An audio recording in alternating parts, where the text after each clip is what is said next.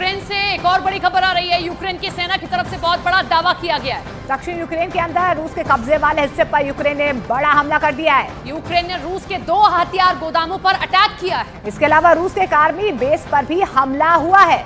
रूस ने भी इन हमलों का पलटवार किया है। तो ज़ेलेंस्की के इन अचानक हमलों से रूस के कैंप में हड़कंप मचा हुआ है। क्राइमिया भी ज़ेलेंस्की के निशाने पर आ चुका है। मिसाइल और ड्रोन के साथ क्राइमिया ब्रिज पर यूक्रेन का बड़ा हमला हुआ है। लेकिन रूस ने इस हमले पर बहुत चौंका देने वाला एक दावा किया है।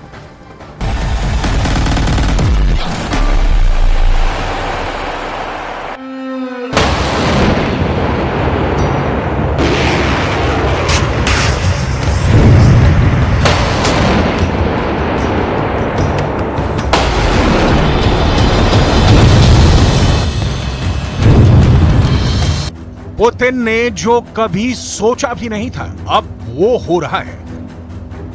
पुतिन ने यकीन भी नहीं किया था कि रूस की ही रणनीति को फॉलो करके ज़ेलेंस्की रूस की बाहें मरोड़ने का काम करने वाले हैं।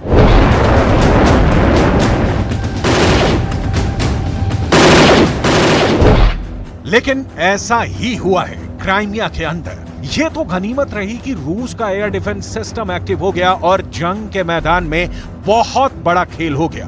यूक्रेन के इस हमले के दौरान ज़ेलेंस्की की एक मिसाइल की काफी चर्चा शुरू हो गई है। यूक्रेन की ये मिसाइल इतनी खतरनाक है कि दुनिया इसे मॉन्स्टर मिसाइल का नाम दे रही है। मॉन्स्टर मिसाइल या दैत्य मिसाइल। आखिर क्यों रूस की ये मिसाइल इतनी खतरनाक मानी जाती है और क्या वजह है कि ज़ेलेंस्की ने एक साथ ही क्राइमिया के ब्रिज पर मिसाइलों से भी हमला किया और दर्जनों ड्रोन से भी हमला कर दिया।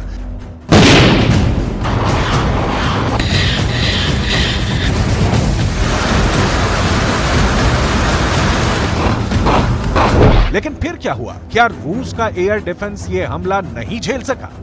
क्या क्राइमिया का ब्रिज टूट गया और रूस से क्राइमिया का कनेक्शन खत्म हो गया?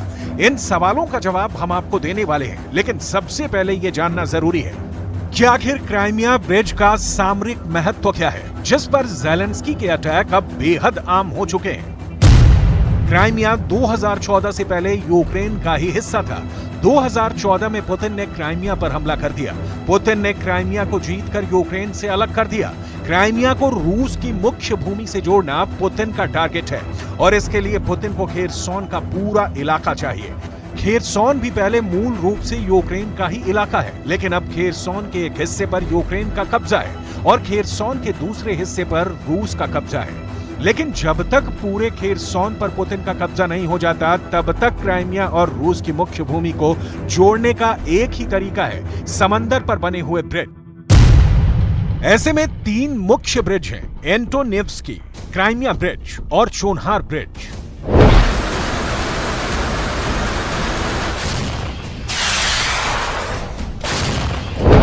इन ब्रिजों को तोड़ने के लिए ही ज़ेलेंस्की ने बहुत बड़ा हमला क्राइमिया के ब्रिज पर किया है, लेकिन इस बार ज़ेलेंस्की ने अपनी स्ट्रेटजी को बदल दिया है। दरअसल ज़ेलेंस्की ने अपने कमांडर्स की एक मीटिंग बुलाई थी और इस बात पर चर्चा की थी कि आखिर यूक्रेन के पास पैट्रियट जैसा विश्व प्रसिद्ध एयर डिफेंस सिस्टम होने के बाद भी लगातार यूक्रेन और खासकर कीव पर ड्रोन और मिसाइल के हमले कैसे सफल हो जा रहे हैं। इस पर ज़ेलेंस्की के कमांडर्स ने पुतिन की उस रणनीति का खुलासा किया जो इस वक्त पूरे युद्ध का टर्निंग पॉइंट साबित हुई है। दरअसल ईरानी ड्रोन्स का उपयोग करके रूस की आर्मी ज़ेलेंस्की के एयर डिफेंस सिस्टम को पहले ही जाम कर देती है। पुतिन मिसाइल हमला करवाने से पहले ड्रोन्स के अटैक करवाते हैं। इन ड्रोन अटैक की वजह से रूस के एयर डिफेंस सिस्टम ड्रोन को रोकने में ही इंगेज हो गए और यही वजह है कि ड्रोन के बाद में आने वाली रूस की मिसाइलों को यूक्रेन के एयर डिफेंस सिस्टम रोक नहीं पाते हैं। जब ज़ेलेंस्की को पुतिन की इस रणनीति का पता चला तो उन्होंने भी पुतिन की ही रणनीति का इस्तेमाल करके क्राइमिया पर अटैक करने के लिए अपने कमांडर्स को निर्देशित किया, जिसके बाद 12 अगस्त यानी शनिवार को ज़ेलेंस्की ने पुतिन की ही रणनीति की तर्ज पर एक साथ 20 ड्रोन और 2 मिसाइलों से क्राइमिया के ब्रिज पर ही हमला किया। क्या हुआ इस हमले का रिजल्ट? क्या हुआ इस हमले के बाद? क्या क्राइमिया का ब्रिज ढह गया? ये सब हम आपको बताएंगे, लेकिन पहले ये समझिए आखिर क्यों S-200 मिसाइल को मॉन्स्टर मिसाइल कहा जाता है? आखिर क्या है ज़ेलेंस्की की ये दैत्य मिसाइल? इस मिसाइल को दैत्य मिसाइल इसलिए कहा जाता है क्योंकि ये मिसाइल काफी ज्यादा ताकतवर है। इस मिसाइल का वजन भी काफी ज्यादा है और इस मिसाइल पर वॉर हेड यानी बारूद भी भारी मात्रा में ले जाया जा सकता है। इस मॉन्स्टर मिसाइल का वजन 7100 किलोग्राम है। इस मिसाइल की लंबाई 35.4 फीट है। इस मिसाइल पर 217 किलोग्राम तक का वॉरहेड लगाया जा सकता है। ये मिसाइल आसमान में जमीन से ऊपर 4 किलोमीटर तक की ऊंचाई पर जा सकती है और इसकी स्पीड मैक 4 है, यानी ये 1 घंटे में 4800 किलोमीटर की दूरी तय कर सकती है। लॉन्च होने के बाद ये मिसाइल 1 मिनट में 80 किलोमीटर तय करती है, यानी हर सेकंड ये मिसाइल 1 किलोमीटर 300 मीटर की दूरी तय कर सकती है।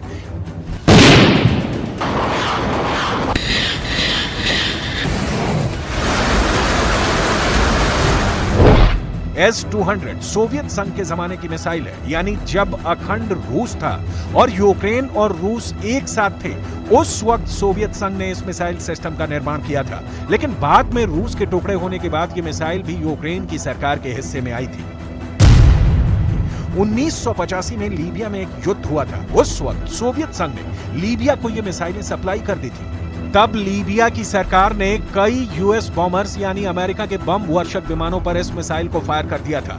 1983 में सीरिया की सरकार ने भी रूस से ये मॉन्स्टर मिसाइलें आयात की थी। ऐसे दर्जनों देश हैं जो सोवियत यूनियन की इस मिसाइल को इस्तेमाल कर चुके हैं। Bulgaria, Iran, Kazakhstan, north Korea, Poland, Syria, Turkmenistan, Ukraine, Algeria, Azerbaijan, Belarus, Czechoslovakia, creche Republic, Germany, Hungary, Bharat, Libya, Mongolia, Moldova, Myanmar और उज्बेकिस्तान। इन देशों ने कभी ना कभी इस मॉन्स्टर मिसाइल का उपयोग जरूर किया है और यूक्रेन ने भी यही रणनीति बनाकर 20 ड्रोन्स के साथ एक साथ 2 मॉन्स्टर मिसाइलों के हमले क्राइमिया के ब्रिज पर किए थे। रूस के रक्षा मंत्रालय ने बयान दिया है कि 12 अगस्त को मॉस्को के समय के मुताबिक दोपहर करीब 1 बजे यूक्रेन की सरकार ने S-200 surface to air guided missile से क्राइमिया के पुल पर एक आतंकवादी हमले का प्रयास किया। यूक्रेन की मिसाइल का तुरंत पता लगा लिया गया और रूस के एयर डिफेंस सिस्टम ने इसे हवा में ही रोक दिया। इस घटना में कोई नुकसान या हताहत नहीं हुआ।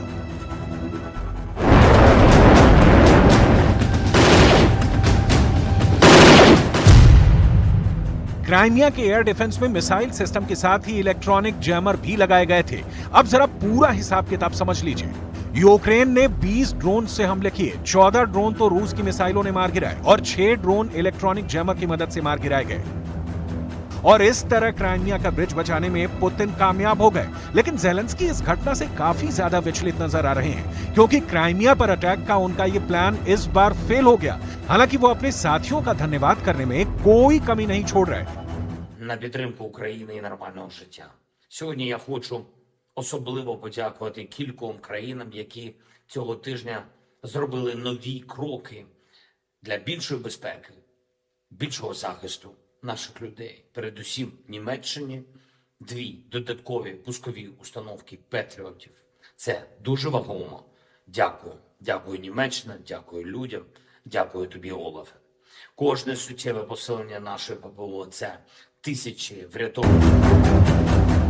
लेकिन सवाल यह है कि आखिर क्यों बार बार ज़ेलेंस्की क्राइमिया के ब्रिज पर ही हमला कर रहे हैं। दरअसल खेरसॉन के जिस हिस्से पर रूस का कब्जा है, वहां पर रूस के सैनिकों का बहुत बड़ा जमावड़ा लगा हुआ है। खेरसॉन पर कब्जा बरकरार रखने के लिए अब तक पुतिन की आर्मी 50 से ज्यादा बार खेरसॉन और उससे सटे इलाके पर हमले कर चुकी है। इस वक्त खेरसॉन के अंदर यूक्रेन की आर्मी की 59वीं मोटोराइज्ड ब्रिगेड जंग लड़ रही है और इसी खेरसॉन में रूस की आर्मी की 58 combined army, 48 guard motor rifle division, 22वीं army corps, 126 coastal defence brigade, Russian airborne force और 7वीं guards mountain air assault division मौजूद है। पुतिन ने हजारों की संख्या में रूस के जवानों को खेरसॉन के इलाकों में बिछा दिया है और इन सारे जवानों को हर दिन जिंदा रहने के लिए हजारों टन खाद्य सामग्री, इसके अलावा लड़ने के लिए गोला बारूद की जरूरत होती है। खेरसॉन के इलाकों में हमला करने के लिए पुतिन ने क्राइमिया को मिलिट्री बेस की तरह इस्तेमाल किया है, यानी क्राइमिया में ही लड़ाई का बड़ा गोला बारूद और साजो सामान मौजूद है। इसके अलावा यहीं पर रूस ने बड़े पैमाने पर खाने के भंडार भी रखे हैं। ऐसे में ज़ेलेंस्की का टारगेट बिल्कुल क्लियर है। ज़ेलेंस्की चाहते हैं कि क्राइमिया और यूक्रेन के बीच में मौजूद समंदर में ही रूस को डुबा दिया जाए। इसीलिए वो यूक्रेन के खेरसोन में रूस के सैनिकों का दाना पानी बंद करने के लिए क्राइमिया और खेरसोन को जोड़ने वाले ब्रिज को ही तोड़ देना चाहते हैं। कुछ इंटरनेशनल रिपोर्ट्स में दावा किया गया है कि अगर ये ब्रिज टूट जाए तो रूस की सेना को खेरसोन पहुंचने के लिए 150 किलोमीटर ज्यादा सफर तय करना होगा। और बड़ी बात यह है कि ये 150 किलोमीटर की सड़क एक ग्रामीण सड़क है जो काफी संकरी है। रूस को ज्यादा परेशानी तब हो सकती है जब क्राइमिया को रूस से जोड़ने वाले तीनों मुख्य ब्रिज एक साथ तोड़ दिए जाएं। पुतिन के लिए सबसे बड़ी चिंता की बात यह है कि ज़ेलेंस्की ने यह हमला स्टॉर्म शैडो मिसाइल से किया है, जो ब्रिटेन और फ्रांस ने मिलकर बनाई है। जब से ब्रिटेन की ये मिसाइल यूक्रेन के हथियारों के जखीरे में शामिल हुई है, रूस के लिए हालात खराब हुए हैं। लेकिन इस बार ज़ेलेंस्की की आर्मी ने रणनीति बदलते हुए S-200 मिसाइल से क्राइमिया के ब्रिज पर हमला किया है। तो सवाल ये भी है कि क्या ज़ेलेंस्की की आर्मी के गोदाम में ब्रिटेन से मिला स्टॉर्म शैडो मिसाइलों का जखीरा खत्म हो गया है? और जाहिर सी बात है, जब ज़ेलेंस्की के हथियारों का जखीरा खत्म हो जाएगा तो उनको सबसे पहली चिंता अपने मेडिकल स्टाफ की ही होगी, जो कि घायलों की मदद के लिए ही काफी ज्यादा अहम होता है। Цього тижня наші прикордонники отримали мобільні комплекси медичної підтримки від Нідерландів. Нідерланди взагалі серед лідерів в оборонній співпраці з Україною, в політичній взаємодії, реально захищають життя, гуманітарний вимір і теж змістовний. Я дякую за це людям Нідерландів. Дякую всім, Марк. Дякую тобі. Є готовність Азербайджану надати новий пакет гуманітарної підтримки, зокрема обладнання для розмінування. Це теж один з ключових напрямків нашої роботи з партнерами. कुल मिलाकर ज़ेलेंस्की के लिए हालात बद से बदतर होते जा रहे हैं। ज़ेलेंस्की फिल्म में काम कर चुके हैं, बड़े अभिनेता रह चुके हैं, लेकिन युद्ध कोई ड्रामा या फिल्म नहीं है।